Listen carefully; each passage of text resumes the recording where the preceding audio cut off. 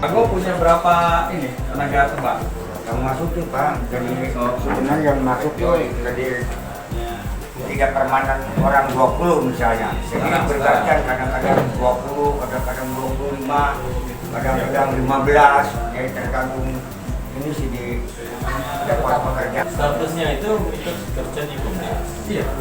Jadi si BUMDes ini mengelola mitra dengan tebu dari mulai tanam sampai tebang dibawa ke PG. PG nerima itu, nerima hasil itu. Lahannya punya siapa? Lahan punya PG. Lahan punya PG kerjasama dengan BUMDes, lahan disewakan ke warga, nanti dibiayai oleh BNI gitu dengan dana kur sebagai apalis PG, sebagai operator PG, penyedia sarana prasarana BUMDes. Jadi BUMDes kita bekerja hanya dengan jasa. Jadi dari mulai bibit, itu traktor, bagian pupuk, kita jadi pengencer, jadi pengencer sendiri, termasuk di tenaga tebang. Tenaga tebang itu kerja tiap hari? Tiap hari? Setiap hari musim tebang. Kalau pas musim tanam, ya kerja tanam, ngerambas, pokoknya 1 tahun itu Satu desa? 22 desa yang kita rintis. 11 Indramayu, 11 Majalengka, karena 6.000 lahannya Indramayu, 5.800 Majalengka. Ada kurang lebih 4 kecamatan. Alhamdulillah, salah satu pelopor di kita di situ. Ya, dana ke depan, alhamdulillah saya sudah dikasih bantuan mobil Naskara. Mobil tersebut kita bisa pakai jualan gula sama nanti mangga tiap hari. Nanti keliling. Kalau sekarang off takernya siapa? Optaker bu, mangga. Optaker mangga, BUMDes. BUMDes sudah bekerja sama dengan bandar-bandar walaupun lokal ini terbuka sekarang. Bandar itu siapa? Bandar itu kan itu ada grade. Kalau mangga ada grade. Ada yang bagus, ada yang sedang, ada yang sedang, ada yang tidak terpakai. Maksudnya itu bukan upgrade kayak bosok kayak gitu. Nah ini yang bagus bandar, yang sedang kita jual keliling di lokalan aja. Ini yang nggak terpakai kita pakai ini manglot. Kalau patokan harganya itu? Kalau musim itu kan 11 panen mangga itu, kalau nggak di apa-apain. Harga gedong gincu itu di pasaran 25.000, yang di kita itu antara 15 sampai 20. Tapi kalau pas musim bukan raya di pasaran 35, di kita 20 sampai 25. Jadi patokan harganya patokan harga daerah. Iya, harga pasaran. Tapi kalau kualitasnya bisa saja kualitas untuk ekspor.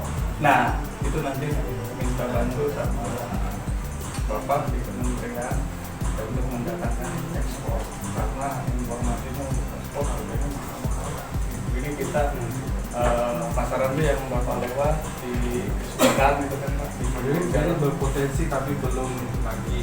Iya, gitu. Tapi alhamdulillah tidak ada.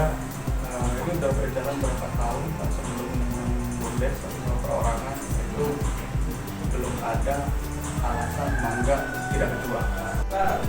Ini kan kerjasama dengan BNI. Ada satu petani nasabah BNI yang sudah usaha tahunan di mangga sendirinya aja itu orang Sedong, punya 60 hektar, bahkan kios-kiosnya di Jabodetabek sudah banyak.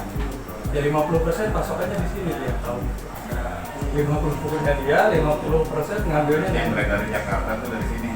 Ini Pak, cuman kenapa Majalengka dulu nggak punya nama? Karena ini tanahnya tanah gitu, kan sama kelompok kan. Nomor 2 pacarkan 1.225.000. Hari ini 60 juta.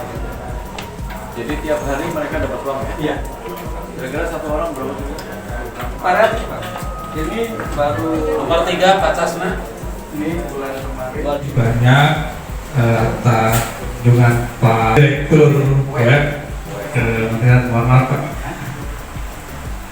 Saya ucapkan terima kasih kepada pemerintah pusat atas keseriusannya membangun desa, dan dengan adanya Undang-Undang Nomor 6 2014 tentang desa, dibuktikan dengan adanya program dana desa yang harus dialokasikan sebagian untuk pembangunan sumber daya manusia, yaitu untuk mensejahterakan masyarakat.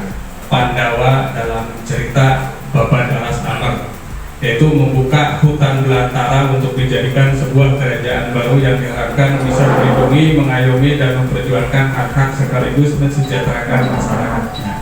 Dulu kita mencari nafkah untuk usaha itu untuk menyambung hidup dengan kata ngukurung, pergi ke Sumedang, di sana 1 bulan pulang gitu, sebelum adanya tebu gitu, merantau.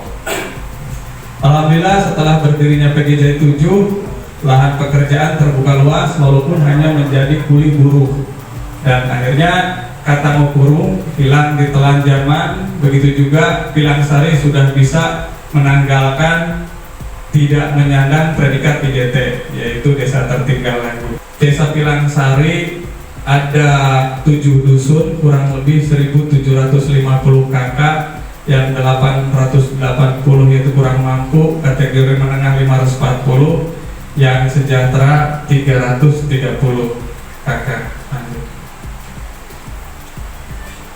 Nah, seiring waktu berjalan dengan perubahan zaman, dari zaman Orde Lama ke Orde Baru, dari Orde Baru ke era reformasi, dan sampai di zaman sekarang era globalisasi, di mana kebijakan pemerintah yaitu terbukanya kebebasan publik, dan setiap kebijakan pasti ada tantangannya, seperti halnya di wilayah desa penyangga, yaitu di lahan HGU ini di D7, muncullah satu permasalahan, Pak.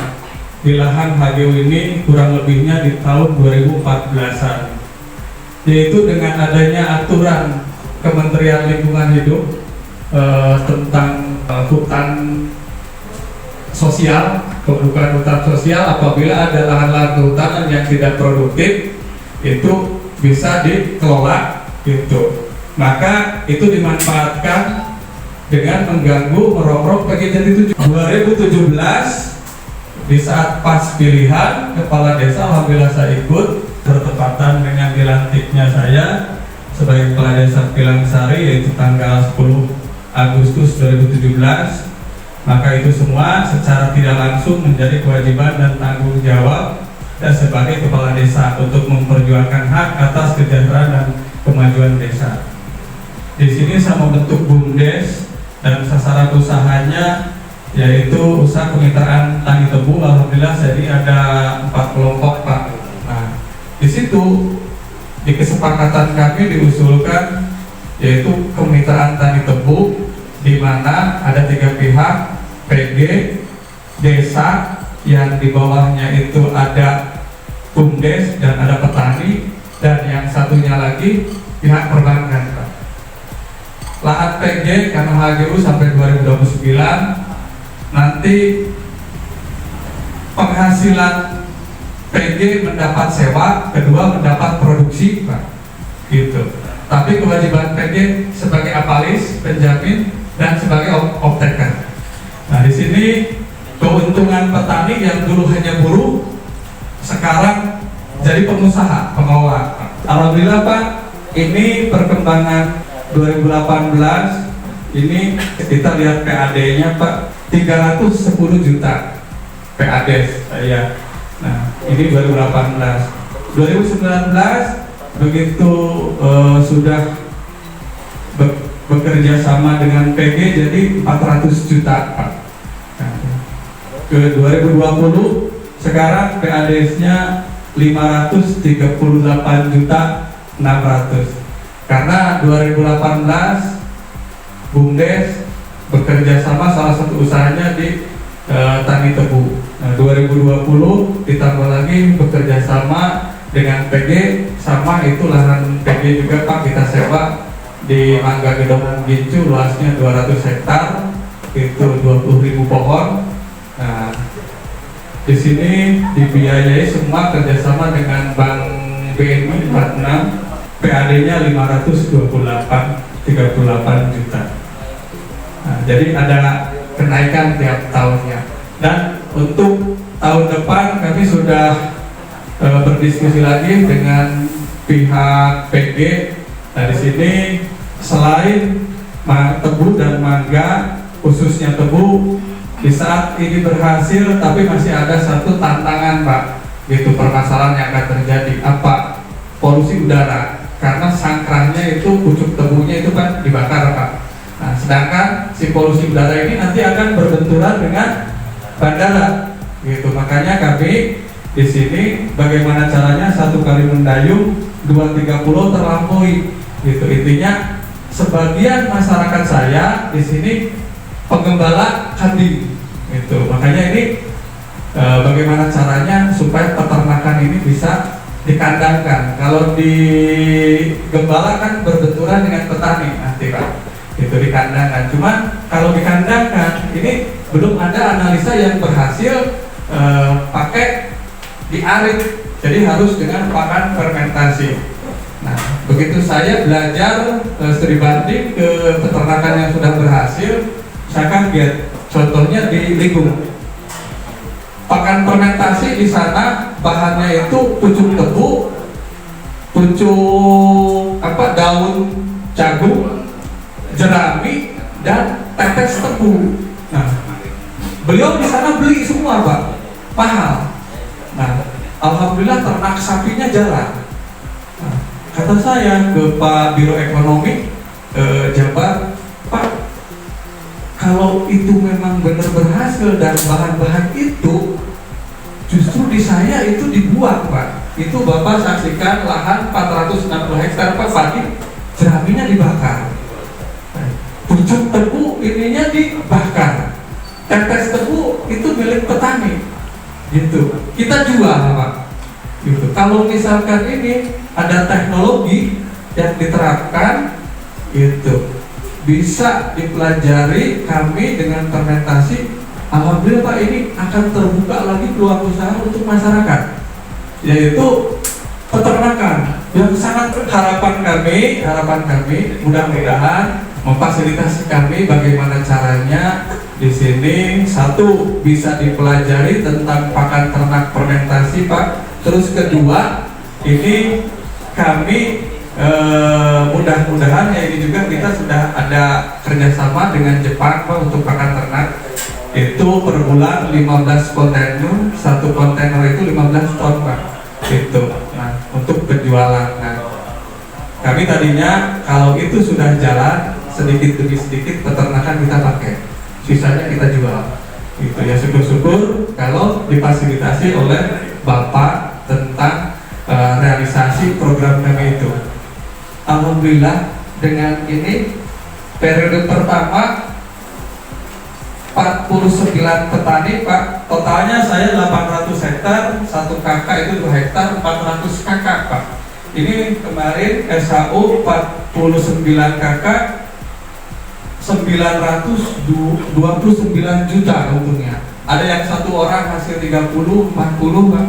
Gitu. Jadi alhamdulillah si petani, si masyarakat itu berterima kasih kepada pemerintah desa.